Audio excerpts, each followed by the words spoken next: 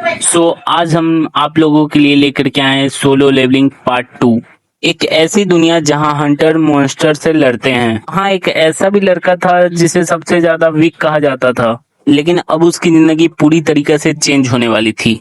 और आज हम देखेंगे संग जिन वू मौत के दरवाजे से वापस आकर ऐसी पावर हासिल करता है जो किसी और के पास नहीं है। वीडियो को एंड तक देखना, क्योंकि जिनों की ट्रांसफॉर्मेशन देखकर तुम भी शॉक रह जाओगे। डबल डिजन इंसिडेंट के बाद ये स्टोरी सिर्फ हॉस्पिटल से स्टार्ट होती है। संग जिनों की आंखें धीरे धीरे खुलती है और वो कंफ्यूज होता है कि वो जिंदा कैसे बच गए, और डॉक्टर भी शॉकेड रहते हैं, क्योंकि नॉर्मली इतनी डेंजरस डिजन इंसिडेंट के बाद कोई भी लो रैंक हंटर सरवाइव नहीं कर सकता था। लेकिन जिनों की बॉडी पर एक भी सीरियस इंजरी नहीं होती है, ये इम्पॉसिबल था। हॉस्पिटल में हंटर्स एसोसिएशन के लोग उससे क्वेश्चन पूछते हैं, वो डबल डिजन के बारे में जानने की कोशिश करते हैं, लेकिन जिनों को भी पूरा कुछ याद नहीं होता। उसके दिमाग में बस वही थ्रीपिंग स्टैचू और जाइंट गॉड की इमेज घूम रही होती है। रात को जब जिनू अकेला होता है, तब सडनली उसके सामने एक स्ट्रेंज ब्लू स्क्रीन अपीयर होती है। एक system message, clear has awakened. Jinu डर जाता है। उसे लगता है शायद वो सपना देख रहा है, लेकिन फिर उसके सामने डेली क्वेस्ट आता है, पुशअप, रनिंग, सिटअप।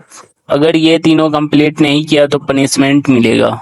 जिनवो इस बात पे ज्यादा ध्यान नहीं देता है, और वही उसकी सबसे बड़ी मिस्टेक होती है। सडनली वो एक डेंजरस डेजर्ट टाइप एरिया पे टेलीपोर्ट हो जाता है। वहाँ जाइंट मॉन्स्टर उसका पीछा करने लगता है। जिनवो अपनी जान बचाने के लिए वो नॉन स्टॉप एकदम भागता रहता है। उस मोमेंट पे उसे समझ आता है ये कोई गेम नहीं है, ये सिस्टम रियल है। किसी तरह पनिशमेंट सरवाइव करने के बाद वो हॉस्पिटल में टेलीपोर्ट हो जाता है। अब जिनवू डिसाइड करता है कि अगर सरवाइव करना है तो सिस्टम को फॉलो करना पड़ेगा, और वहीं से स्टार्ट होती है उसकी रियल ग्रोथ। अगली सुबह जिनवू अपनी पूरी डेली ट्रेनिंग कंप्लीट करता है, और जैसे ही वो फिनिश करता है, सिस्टम उसको रिवॉर्ड देता है। ये एग्जैक्टली गेम की तरह काम कर रहा था। स्टैट्स, लेवल अप, इन्वेंट्री और एवरीथिंग। जिनवू रियलाइज करता है कि शायद दुनिया में उस सिर्फ उसी के पास ये पावर है, और अगर ये सच है तो वो वीक से स्ट्रांग बन सकता है। थोड़ी देर बाद उसे एक इंस्टेंट डिसीजन की मिलती है। वो थोड़ा सोचता और घबराता है, लेकिन इंटर डिसीजन में इंटर कर जाता है। अंदर जाइंट मॉन्स्टर होते हैं। नॉर्मली जिनू जैसे ई रैंक हंटर अंदर मर जाते हैं, लेकिन अब कुछ अलग था। लेकिन उसकी स्पीड और रिफ्लेक्स इम्प्रूव हो चुके थे। फाइट डिफिकल्ट होती है। जिनू बहुत स्ट्रगल करता है, कभी गिरता है और कभी इंजर्ड होता है, लेकिन पहली बार वो मॉन्स्टर को एक्चुअली हरा देता है, और हर किल के बाद उसका लेवल इंक्रीज होता है। उस मोमेंट पर जिनू को एक खतरनाक एहसास होता है, मैं पहले से स्ट्रांग हो रहा हूँ। डिजन के बॉस रूम में एक जाइंट स्नेक होता है। ये अब तक का उसका टफ बैटल होता है। स्नेक की स्पीड बहुत ज्यादा थी। एक अटैक में जिनू ऑलमोस्ट मारा ही जाता है, लेकिन अपनी इंटेलिजेंस और टाइमिंग यूज करके वो फाइनली स्नेक को हरा देता है। बॉस मरने के बाद सिस्टम उसको रिवॉर्ड देता है, और उस मोमेंट पर जिनू के अंदर एक कॉन्फिडेंस जगता है। अब वो वीक हंटर नहीं रहना चाहता, अब वो ग्रो करना चाहता है। अब जिनू सीक्रेटली स्ट्रांग होने लगता है। हॉस्पिटल से डिस्चार्ज होने के बाद वो नॉर्मल लाइफ शुरू करता है, लेकिन अब उसकी बॉडी कम्प्लीटली डिफरेंट थी। उसकी मसल्स इंप्रूव हो रही थी, आईज शार्प भी हो रही थी, ऑरा भी चेंज हो रहा था। लेकिन दुनिया को अभी भी लगता था वो वीकेस्ट हंटर है, और जिनू इसी एडवांटेज को यूज करता है।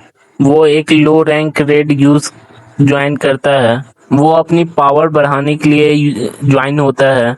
रेड देखने से तो नॉर्मल लगता है, लेकिन सडनली सब कुछ डेंजरस हो जाता है। डेजन के अंदर हाई लेवल मॉन्स्टर अपीयर होते हैं। हंटर्स लोग पैनिक करने लगते हैं। जिनू सिचुएशन एनालाइज करता है। पहले वाला जिनू डर के मारे छुप जाता, लेकिन अब वो फाइट करता है। अब उसकी स्पीड फास्ट होती है और डिसीजन भी शार्प होती है। सब लोग शॉक्ड हो जाते हैं, ये सेम वीक हंटर है। जिन वो खुद भी रियलाइज करता है कि सिस्टम उसको रैपिडली इवॉल्व कर रहा है। फाइट के बाद वो सीक्रेटली और ट्रेनिंग करता है अपनी ताकत को और बढ़ाने के लिए। हर लेवल अप के साथ उसका कॉन्फिडेंस इंक्रीज होता है और धीरे धीरे एक वीक हंटर का बर्थ खत्म हो रहा था। अगले ही दिन जिनवू एक डेंजरस रेड टीम के साथ जाता है जिस टीम का लीडर लालची होता है। उसका रियल प्लान वीक हंटर को मार देना या मरवा देना होता है। डेंजन के अंदर सिचुएशन अचानक से डेंजरस हो जाती है। मॉन्स्टर हर डायरेक्शन से अटैक करते हैं और ये लोग उन सभी को मार के आगे बढ़ते हैं। उस डेजन की रानी मिलती है आगे और वो सो रही थी और तभी टीम वीक हंटर को छोड़ के वापस भाग आते हैं और फिर गद्दारी स्टार्ट होता है। वीक हंटर को मरने के लिए छोड़ दिया जाता है। जिनवू को गुस्सा आता है क्योंकि उसने अपनी पूरी लाइफ वीक होने की वजह से तड़पा था। अब वो हेल्पलेस नहीं रहना चाहता था। फाइट स्टार्ट होती है तभी जिनवू अपना स्पीड और स्ट्रेंथ दिखाता है। सब शॉक्ड हो जाता है। वो मॉन्स्टर को इजली हराने लगता है और फाइनली उसे मार देता है। फिर उसकी टीम वापस आती है ये सोचकर कि अब तक जिनवू मर चुका होगा, लेकिन जिनवू यहाँ मॉन्स्टर को मार चुका था। जिनवू अपने टीम के अगेंस्ट हो जाता है क्योंकि पहली बार जिनवू सिर्फ सरवाइव नहीं कर रहा था, वो डोमिनेट कर रहा था। डेजन के एंड तक सबको समझ आ जाता है संग जिनवू अब नॉर्मल ई रैंक हंटर नहीं है। संग जिनवू की टीम संग जिनवू को जान से मारने वाली थी। तब संग जिनवू को एक जोरदार पंच लगता है, वो पीछे जाके गिर जाता है। फिर उसका सिस्टम बोलता है कि उठो, जल्दी उठो और सभी टीम को मार डालो। फिर संग जिनवू के अंदर एक अलग ही पावर आ जाती है। फिर वो संग जिनवू एक एक करके सभी को मार डालता है, किसी को भी नहीं छोड़ता है। फिर ये दोनों डेजन से बाहर आ जाता है। तो अब जिनवू की असली ताकत का अंदाजा लगेगा पार्ट 3 में। तो आपको ये वाला पार्ट कैसा लगा और कमेंट में बताइए ये पार्ट कैसा लगा। अगर अच्छा लगा हो तो लाइक एंड शेयर करिए, सब्सक्राइब करिए। अगली पार्ट में संग जिनवू की पावर और भी डेंजरस होने वाली है। तो मिलते हैं अगली पार्ट में। बाय।